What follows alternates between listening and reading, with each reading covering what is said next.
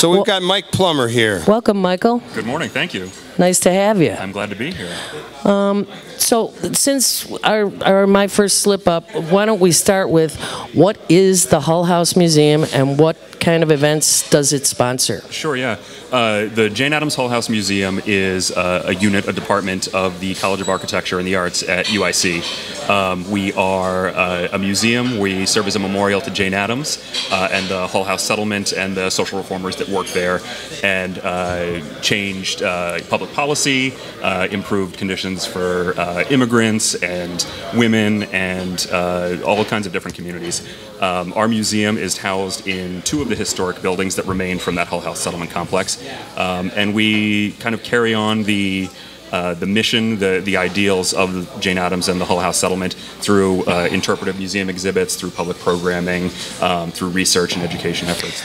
Can I just follow up with an immediate question with the incredible announcement 2 weeks ago that something related to Jane Addams and Hull House is closing down? Can you clearly delineate that that's not you guys and who it is? I can try my best. Because I'm sure it's going to keep coming up. Yeah. We have been getting a lot of phone calls. The Hull House Association, which is the organization that is closing, they carry on the social service work that was started by Jane Addams at the Hull House settlement. In the 1960s, UIC acquired the land where the settlement was, and at that time, the Hull House settlement became, I might be getting this wrong, I hope I'm not, became the Hull House Association, diversified throughout the city of Chicago, carried on that social service work in a variety of different centers instead of one place. The buildings, some of the buildings that were at the Hull House settlement became the Hull House Museum. So they are two separate entities, one carrying on the day-to-day social service work started by Jane Addams and Ellen Gates Starr, the other, the museum that I work for, interpreting that life and work. The news that was broken was that the Hull House Association is closing its doors. Yeah, which is shocking enough, and of course in 2012, not surprising that once again something is falling down that serves people. Unfortunately for you all, that when the news flash comes up, they continually show your buildings because that's the historical center. It is. You know, our buildings, I think, are at least within Chicago, and I don't know, maybe you know, to a larger audience, they are iconic. You can picture what our buildings look like and where they are, and so I think the natural inclination when talking about Hull House is to use those as kind of the icon. Unfortunately, you know, I've seen some stories talking about the association closing its doors, but then at the end they show a picture of our building, which muddies the waters a little bit. But you know, we've been getting some phone calls this week, and our staff has been great and happy to clear it up. You know, getting the word out. Calling. Yeah, exactly. Well, I just went to your building for the first time, I must confess, because I was asked to be on a board for an exhibit of a gang turned good guys, the conservative vice lords. Mm-hmm. And Lisa Junkin and others who are there with you are working on this exhibit, which I'm not sure where it's going to be. I think it's going to be out in the community. It's photos, stories, film, a lot of this stuff. So I didn't get to tour the museum, right. But what do you have there? What's in that building? Yeah, so we have, like I said, we have two buildings. The one that we call the Hull Home was built in 1856 by this guy named Charles Hull. He was a lawyer. He was a real estate developer, a philanthropist. It's the Hull, not the Hell. Not the Hell. No, it's Hull. In that house is where we have. That's our primary interpretive space.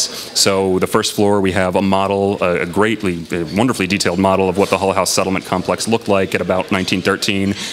We have some exhibits related to the different reformers other than Jane Addams and Ellen Gates Starr, the other reformers who worked there, what they did, what kind of policy they influenced. So much. Yeah, oh, so much. So much. I mean, Francis Perkins. Yeah. Some of the...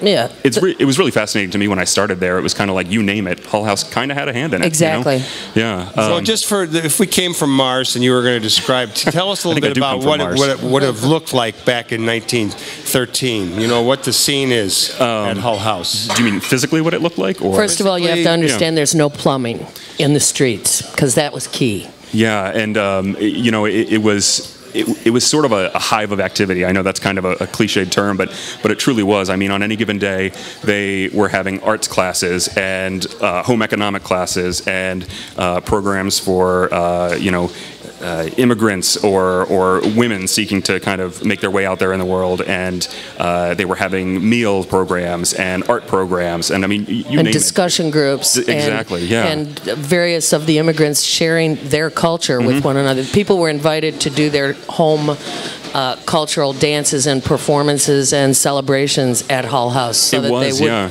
while they're trying to make their way in the new world, they are encouraged and sort of affirmed to be who they are as well. Yeah, you know, I think of it kind of under this general umbrella of Hull House served community needs.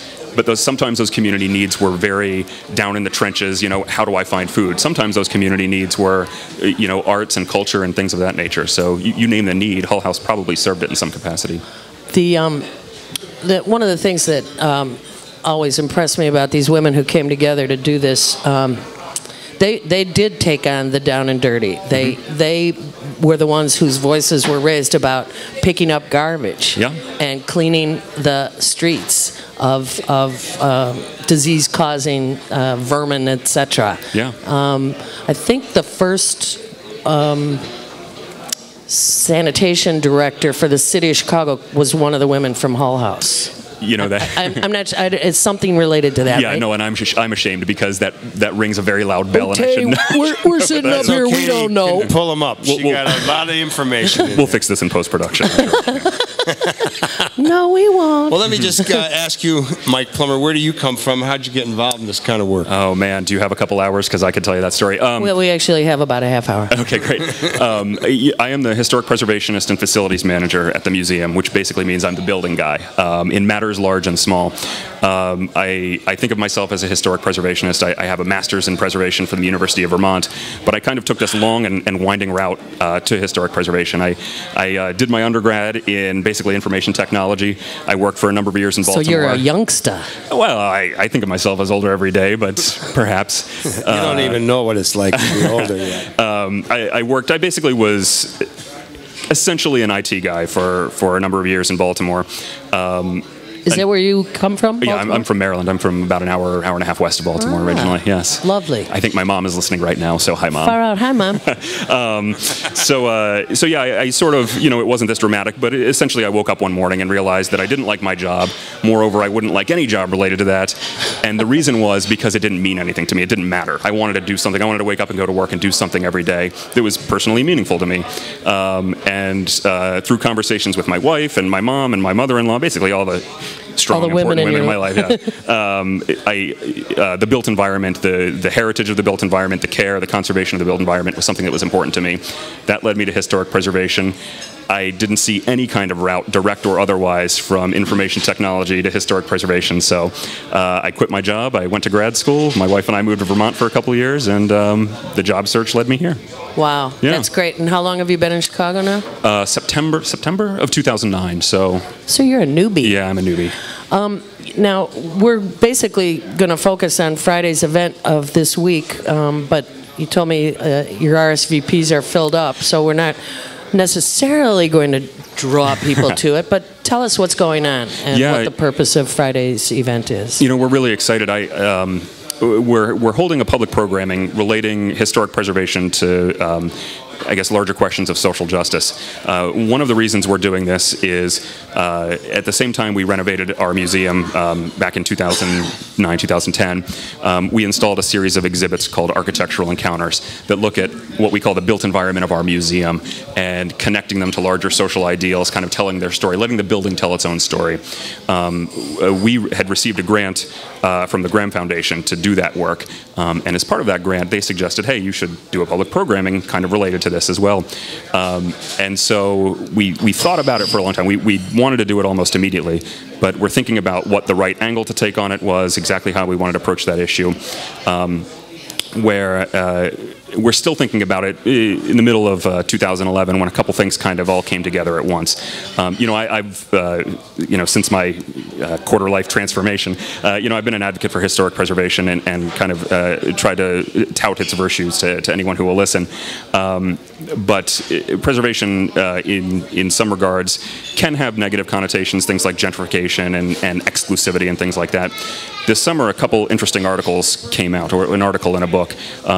There was I think it was a it's an art display in New York by a guy named Rem Koolhaas, who is an architect, and it was very critical of historic preservation. The thing that I remember from the New York Times article that was written about it was that he referred to preservationists as well-meaning but clueless. Basically, where we are over landmarking the world, we are setting too many things aside. It's watering historical memory down. How can it be watering historical memory down? Because there's too much to absorb at one time. Okay. Yeah, and it's like overflow. And his point was that preservationists are too eager to landmark a building, to preserve a building. Some things just that's their job, right? Well, yeah, that's what I think. One thing I always think about when they're tearing down buildings, I always think about the effort that people put into building things. Yeah. And it's just sort of this disregard for what people who came before. Well, yeah. and also the a lot of what they put up really the lesser quality exactly the lesser quality of the materials that they used to replace. And think about the energy it took, the fossil fuels and the electricity and things that used to build it that you're just throwing away. Exactly. So anyway, there was an article like that. There was a book written by a guy named Edward Glaser who was equally critical of preservation.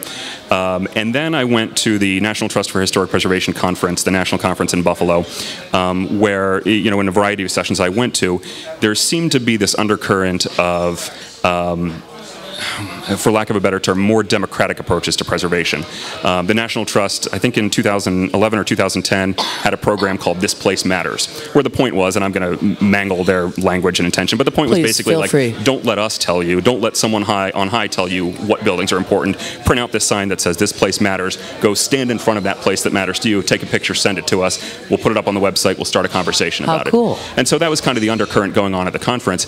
And I came back from that. My boss, the museum director, was also at the conference. We started talking about sort of these two conflicting things. This group saying preservation is bad and here's why. This group saying preservation can be a very grassroots, down on the ground, boots in the mud thing. So let's get together and let's talk about that. I like that. We started putting a panel together. We started inviting people, and this response has been just overwhelmingly positive. Like you mentioned, we're at capacity. I can put people on a waiting list, but I can't guarantee anyone will have a seat anymore. But we're talking with Mike Plummer of the Hull House Museum. He's the building guy over there. And nice. We're talking about an event that's coming up next Friday. Who are you going to have speaking at that? We have essentially a 5-person panel, 4 speakers and a moderator. The moderator is Vince Michael from the School of the Art Institute of Chicago. He's a great guy, a smart guy, well known both in Chicago and nationally. He is what I would call a heritage conservationist, cultural sustainability activist. He was the former director of the historic preservation program at the Art Institute, School of the Art Institute. He's now the chair, I think it's the John Bryan Chair in historic preservation there. But think about a smart guy and you're thinking of Vince Michael. I mean, he knows his stuff and he's extremely well-spoken about it. So he's our moderator. And then our panel, we have 4 people, a couple people from the Chicago area, a couple people nationally, and we're excited to have them all. Esteban Raul Galvez is the new vice president for historic sites at the National Trust. He comes from New Mexico. He's the former state historian, former director of the National Hispanic Cultural Center. He is mentioned, I think, in his bio on the National Trust site as an advocate for the power of place, which I think is a beautiful phrase. The power of place. The power of place. And that's really what preservation is all about. Right. It's about conserving that power of place. So he's coming out from D.C. Mary Means, she's a leader in community revitalization and heritage development. She was one of the founders of the National Trust's Main Street program, which really uses historic preservation as an economic development tool because historic preservation is and often can be a great economic development tool. Right. So she's really going to talk about the ways that preservation, when done right, can revitalize downtowns, revitalize communities. Roberta Feldman is a professor emeritus of architecture at UIC.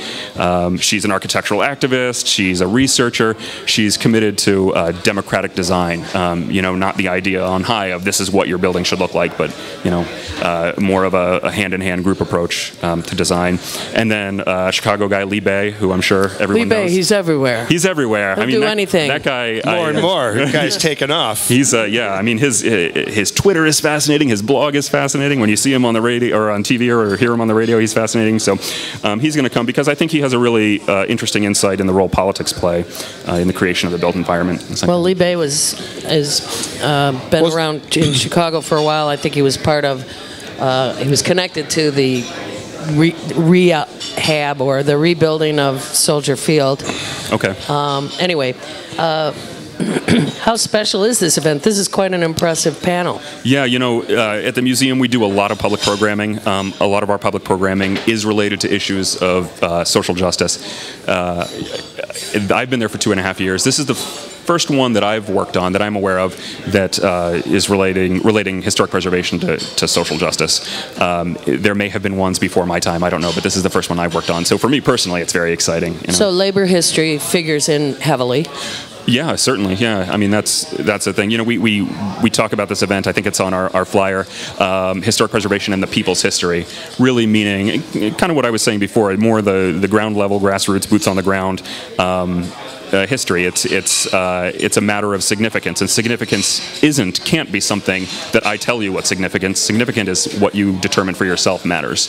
Somehow we should make a new phrase like shoes on the ground, since boots on the ground is military. Fair enough. Mike Plummer, since you've been in Chicago and you've been involved with Hull House Museum, we're talking preservation here. What is your sense of the way the city has dealt with preserving buildings in your time? I mean, the past mayor and the current mayor, is there any indication of where we're going with this?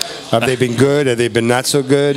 Well, I should stress again that I have only been here for 2.5 years, which it feels like a long time, but isn't that long. But I will say this.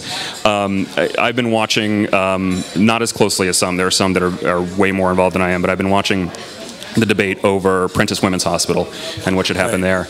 And, it's striking to me how little movement that we've had on that from a positive standpoint. This is a building that has served a good purpose. Studies have shown it can continue to serve a good purpose. Let our listeners know exactly where it is, first of all. Prentice Women's Hospital is part of Northwestern, their medical center in Streeterville or River North or wherever, that dividing line lies. I'm not sure. I think it might be empty now. I'm not sure. Northwestern wants permission to take it down and to build a modern, new, what I'm sure will be a beautiful building in its place to handle their more up-to-date research needs, because they say their studies have shown that Prentice Women's Hospital cannot serve those needs. However, other studies have shown, one by Landmarks Illinois, for example, that Prentice Women's Hospital both is architecturally significant. It was designed by Birch and Goldberg, and there are others of his buildings around town that are Chicago landmarks, both officially and unofficially. So it's architecturally significant, and this study has shown that, yes, it can meet those needs. Here's a laundry list of needs it can meet. Maybe just try to think a little more creatively about that. So, I watched that debate, and again, I'm a little detached from it, but, I just wonder why there's not more of a conversation going. It seems to be, in my opinion, sort of a loggerheads situation, but I don't know why it's not more of a holistic dialogue. It's a little confusing to me. Can you make it more of a holistic dialogue from your me personally, I don't know. You and your cadre? I think there I've seen preservationists trying to get the word out, which I think is fantastic. There's a Facebook campaign, Save Prentice. They've purchased ads, and I've seen them on some of the Blue Line trains and some of the Brown Line trains. Just trying to get the word out about this. There's this building. It's architecturally significant. It can continue to serve a purpose, and yet the owners want to tear it down. Let's try to convince them that that's not the best way to go. Yeah. You mentioned Landmarks Chicago. Tell us a little bit about what they do.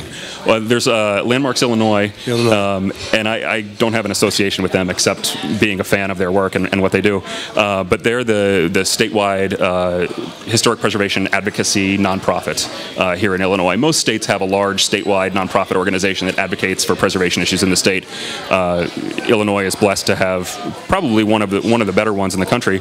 Landmarks Illinois. They have a small staff, but they have a strong and dedicated staff. And they really do a lot of work, both here in Chicago and around the state. All right, tell us one more time the event, how people can find out about it, read about it, even if they can't get into it. So the event is called This Is Not My Beautiful House, Historic Preservation and the People's History. It'll be taking place at the Hull House Museum next Friday, February the 10th at 2 p.m. If you want to find out more information about it, you can go to our website, which is hullhousemuseum.org, all one word. and there's a current events or programs link that you can click on there and find out more information about it. You know, we've had such a positive response that we are at capacity for the room. So if you are get a bigger room. Yeah, we need a bigger room. If you're interested in coming, I would say my email address is on that page. Send me an email. Just let me know that you heard me on the radio. I'll put you on a waiting list, and if anyone lets me know that they can't come, I'll shoot you an email and let you know that you're in. And that person who's talking is Mike who, tell me your title again, a specific title? It's 8 miles long, I understand. Yeah, I know, it's a long title. It's Historic Preservationist and Facilities Manager. Yeah, the building dude. I kind of want to just put building guy on my on my business card, but UIC wouldn't let me. It's not an approved job title. Well, we're glad to have you on the show, and I'm sure we'll have you back. I appreciate it. Thank you very much. Thanks so much for coming on, Mike. Thanks. Thank you. Thanks, nice Paul Wozniak, for tracking you down, one of our co-producers here. All right, we're going to take a short musical break. You've been listening to Live from the Heartland, 88.7. Or www.wluw.org. How many W's? www.wluw.org. And hello to everybody who's out there from Baltimore to Montana listening.